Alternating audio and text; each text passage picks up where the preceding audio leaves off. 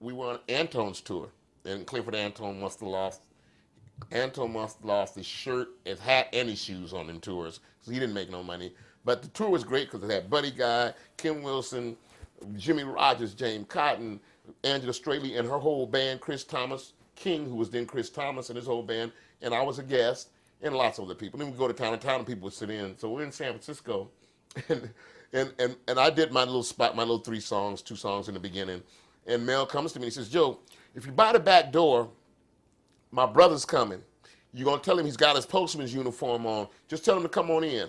And so his brother came, and they would give him a house and say, no, that's Mel Brown's brother. Come on in. So Mel's on stage playing the guitar. He's playing the piano. He motioned his brother over. Mel switched to the guitar. I forgot who was playing. I think it was Jimmy Rogers or somebody.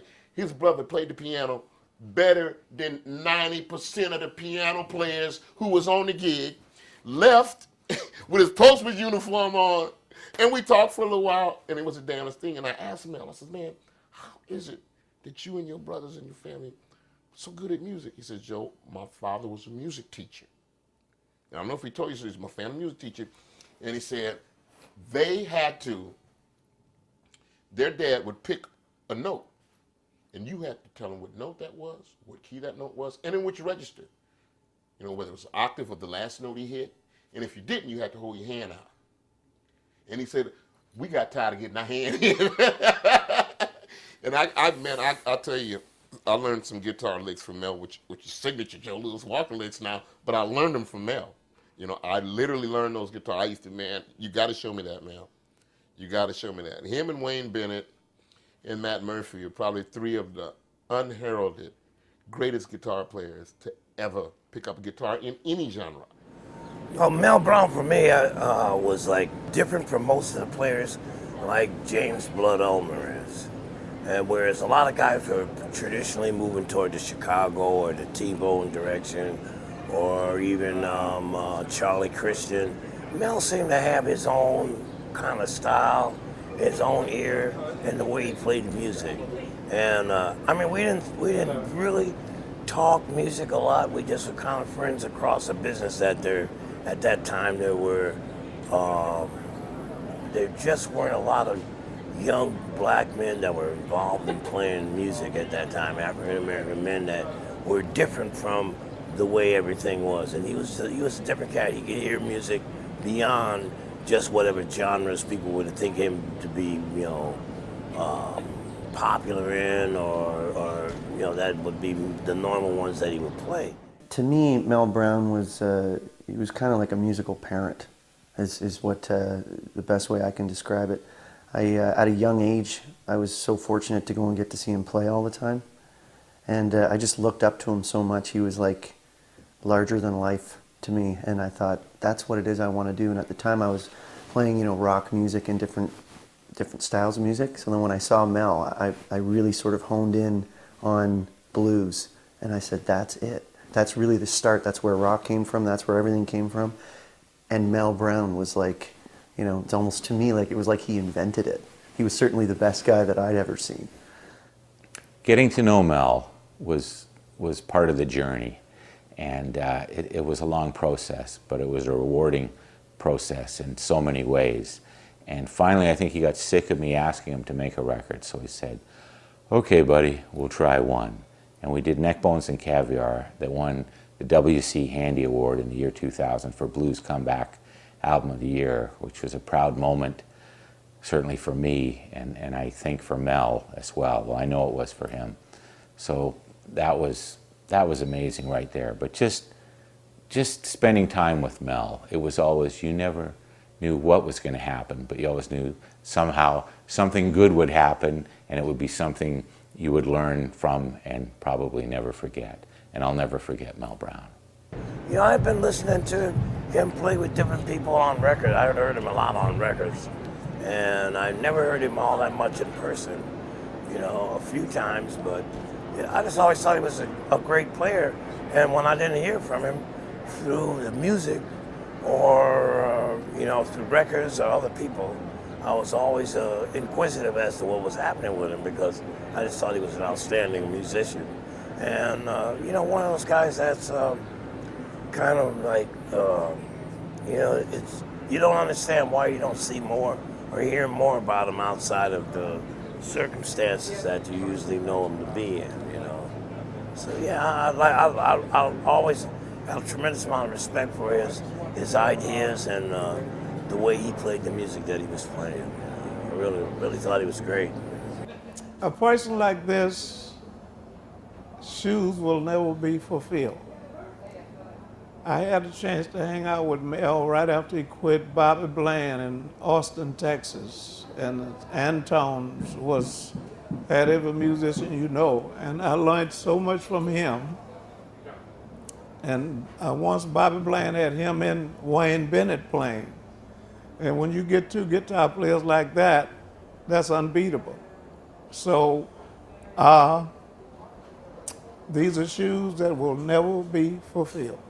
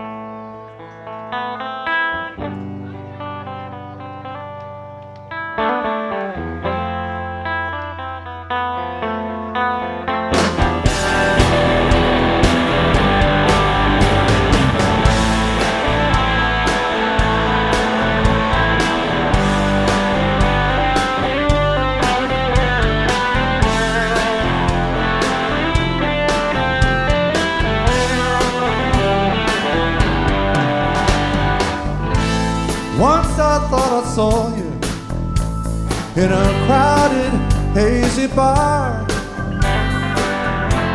dancing on a line from star to star. We're far across the moment, but I knew just who you are. I saw your brown eyes turn at once to fire.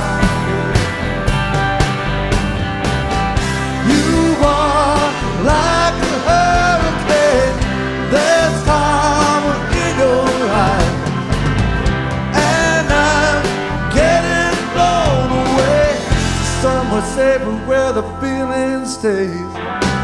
I wanna love you, but I'm getting blown away.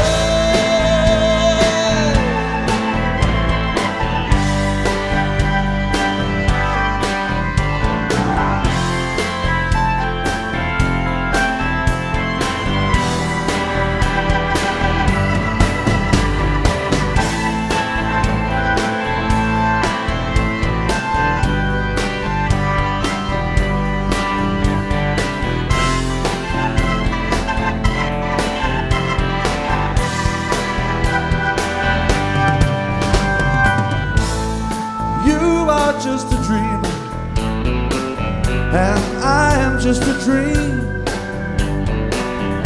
You could have been anyone to me, but for the moment you touched my lips, the perfect feeling when time just slips away between us and our foggy trip.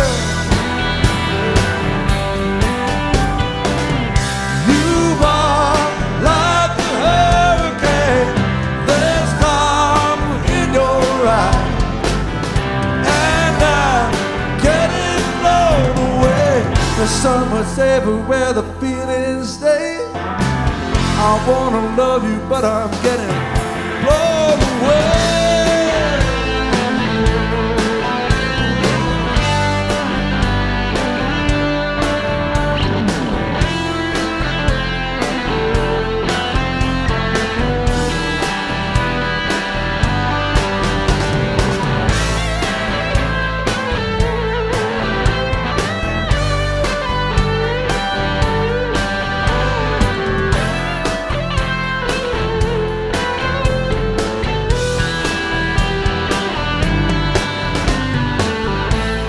I'm just a dreamer, you are just a dream. You could have been anyone to me, but for the moment you touched my lips, oh, that perfect feeling when time just slips away between us and our foggy trip. Oh, you are like a hurricane, there's calm in your eyes, and I'm getting blown away to somewhere safer where the feelings stay. I wanna love you, but I'm getting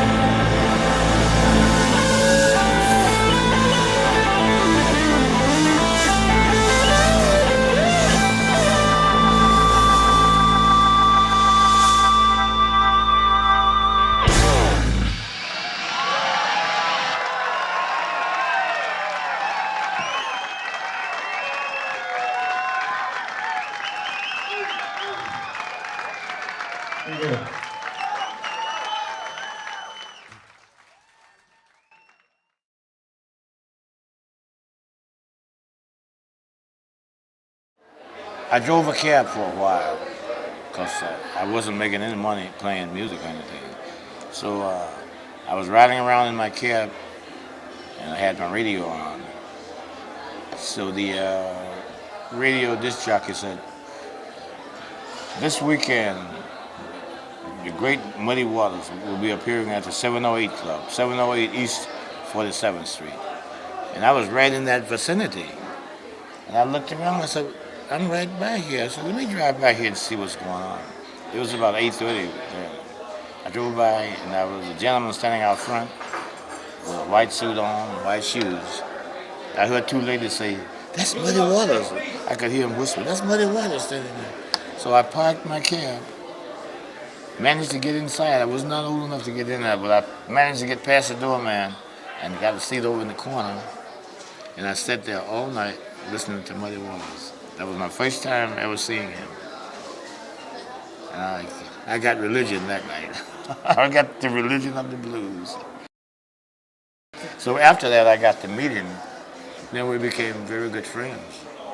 And on my first European tour, I knew Muddy had been to Europe many times, so I went to him for advice. I said, I'm going on my first tour to Europe. How should I conduct myself? And he said, when you go there, when you get up to play, just play the way you feel. Don't try to play fancy. Just play the way you feel.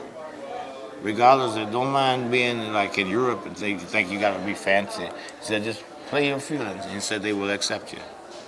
And I did exactly what he told me. And I've been going back ever since. So it was good advice.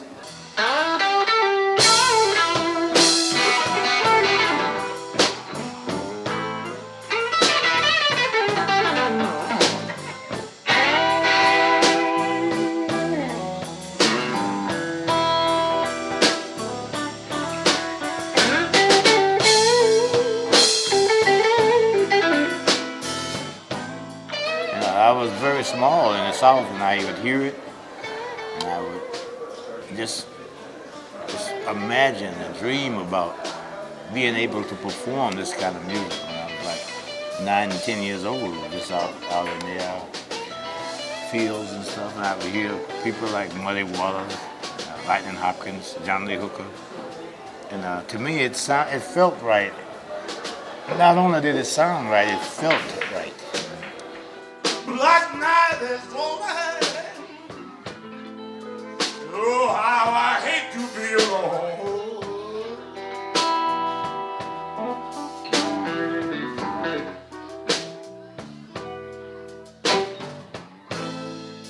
Black night is falling.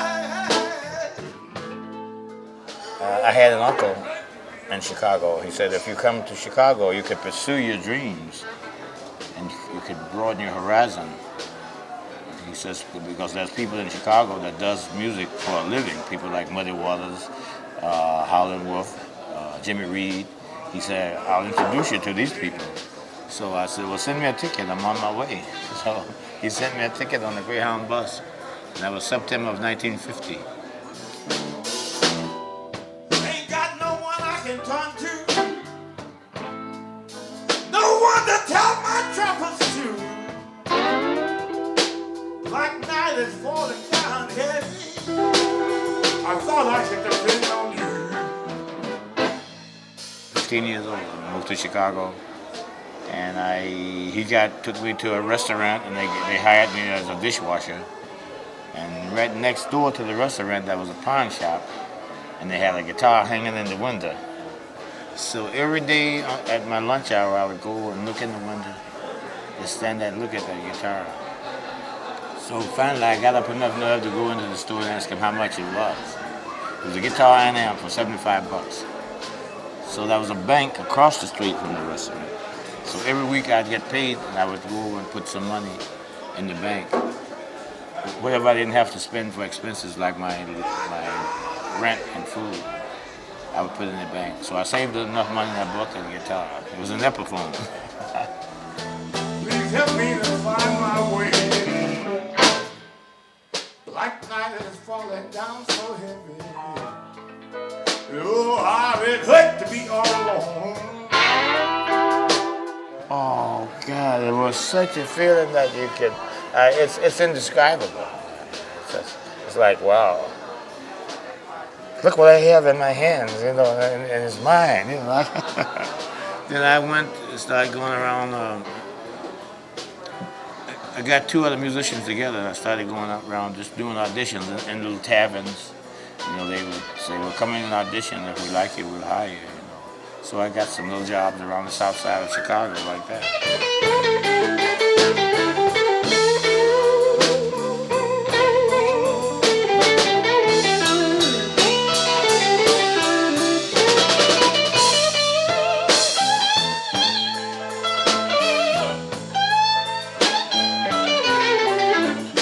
We were doing this one album for Rooster Records. So I said to Jim O'Neill, the producer, I said, I want to wear my headdress and ride a horse for the artwork. So he said, okay, good. So he rented a horse at a horse farm. And when we shot the cover, he said we'll call the album The Chief. So then I got stuck with the name The Chief and with the headdress, so that's how it came about. But I am part Native American because my grandmother was full-blood Cherokee.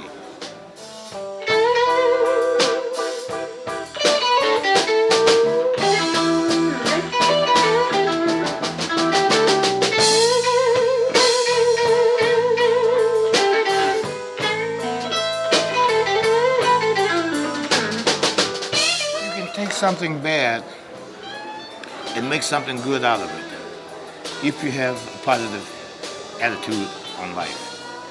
I consider my attitude a positive attitude as opposed to saying, well, we were oppressed, we were depressed, oppressed, and we were down and out, so we're just going to stay there.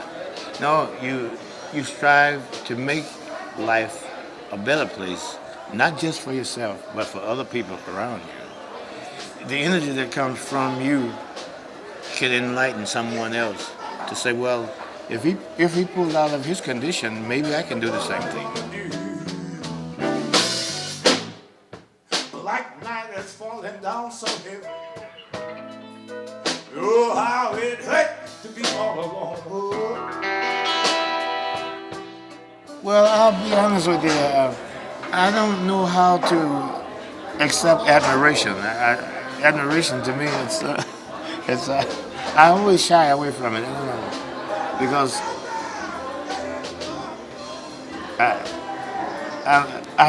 I appreciate it very much, but I just look at myself as a person that loves the art that I'm in. But sometimes people catch me off guard and they walk up to me and say, "Can I have your autograph?" And I have to catch myself and say, what? Why do they want my autograph? Oh, I play the guitar, okay.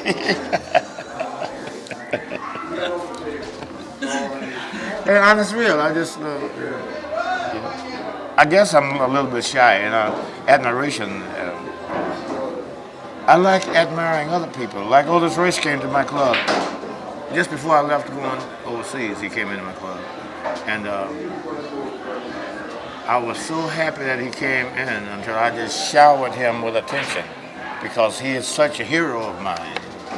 He and his wife came in and I served him dinner and everything. And I just gave him the hospitality of a king because this is how I look up to him.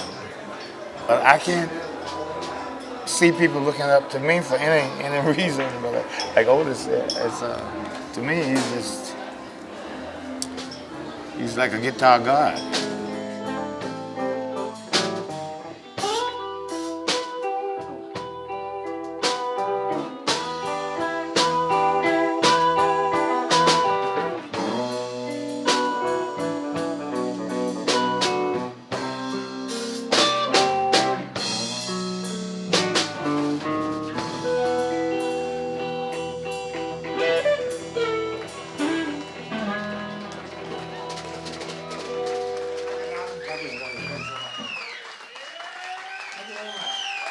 Black night is falling.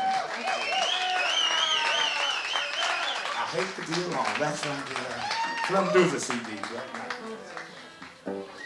And I look back and say to myself, I say, did I really do this? Did I do this? Did this really happen? It's like, because it was, like I said, it was just a dream then, but it was a dream that was so real until I had to make it a reality. But when it really finally happened, you have to kind of touch yourself and say, did it really happen?